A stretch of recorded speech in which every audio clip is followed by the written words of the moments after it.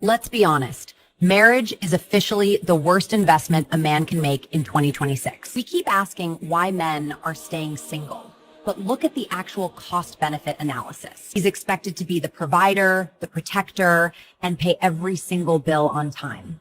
And what does he get in return?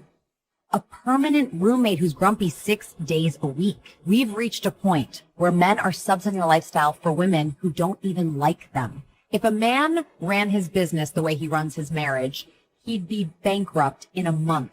He's putting in 100% of the capital for a 1% return on intimacy if he's lucky. Since when did once a month become the standard for a high-performance partnership? Ladies, we can't demand traditional provision while offering zero traditional peace. Modern women want a CEO husband, but offer the attitude of a disgruntled middle manager. Why would a rational man sign a contract where he loses half his assets if she gets bored? It's not fear of commitment. It's a basic understanding of a bad trait.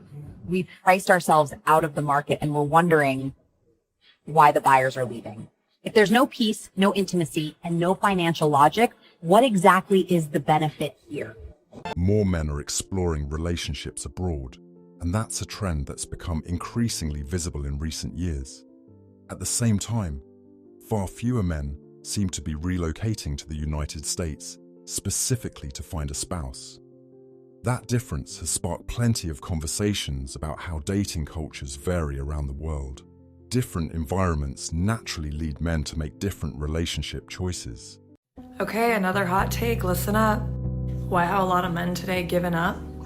1, feminism distorted polarity. Modern feminism encouraged women to act more masculine instead of honoring their true femininity. It's created confusion and competition instead of complementing one another. 2, social media crushed everybody's confidence. Constant comparison to unrealistic wealth, bodies, lifestyle. This made average men feel invisible and defeated. 3, we've got a loss of masculine purpose. Traditional masculine roles were demonized, but no healthy new models replaced them. Men were told to just be less, but not better. 4, we've got an addiction to escapism. Instead of building resilience, many checked out into gaming, porn, really just endless distractions to avoid the difficulties of personal growth.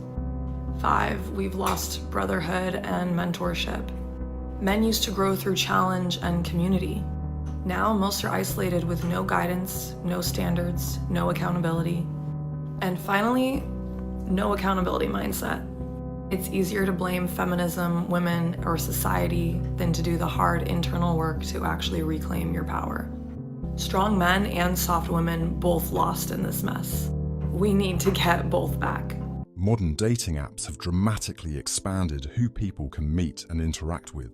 While they've created more opportunities, they've also introduced new expectations that don't always match reality.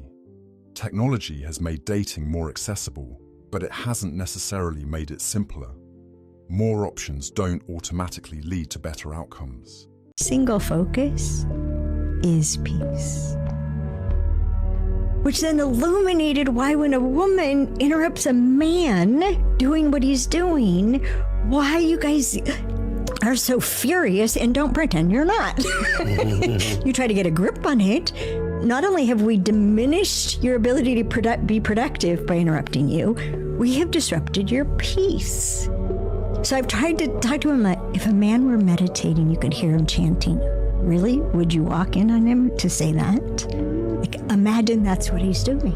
A man focused, he's in a meditation of fixing the car, repairing the sprinklers, playing a game with his son. He's at peace. Leave him at peace. And if you can't, I am sorry to interrupt. Be respectful of the impact you're having. I'm so sorry to interrupt. She raises a perspective that's worth considering. Sometimes the most valuable insights come from people who are willing to look at both sides of an issue. Listening often teaches more than arguing ever will. Good conversations begin with curiosity. Women give men a million reasons to look elsewhere.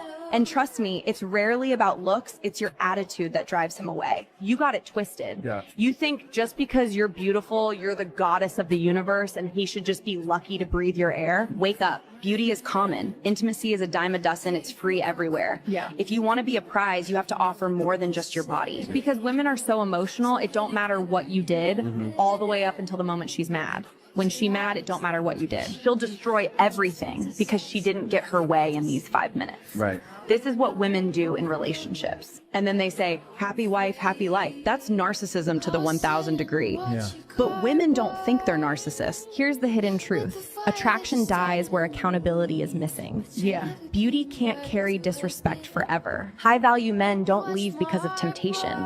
They leave because peace disappears and chaos becomes the norm. Standards aren't misogyny, they're self-respect. Yeah. And anyone threatened by that was never built for partnership anyway. There's value in remembering that no one person is the center of every situation. Healthy relationships require mutual respect, compromise, and shared responsibility from both people.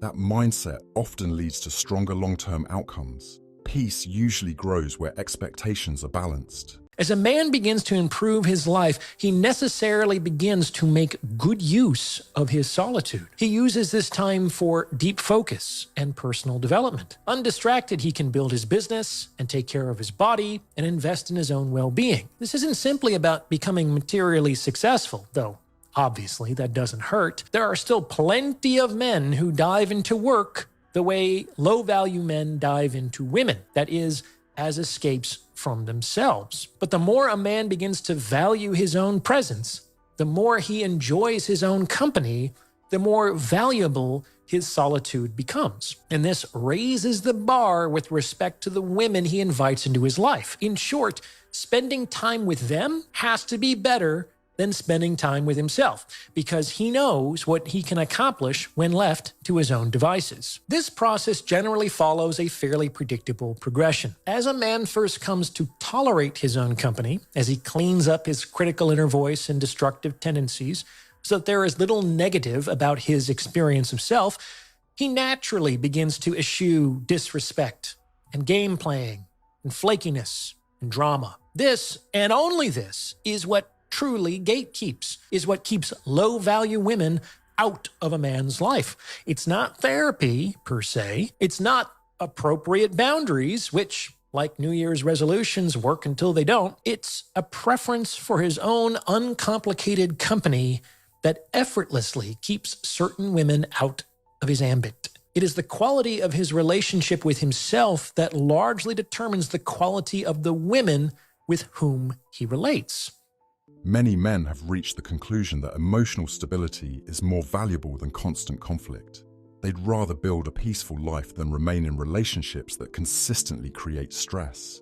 Peace is often the result of making thoughtful decisions over time. The healthiest relationships should add to that peace, not replace it.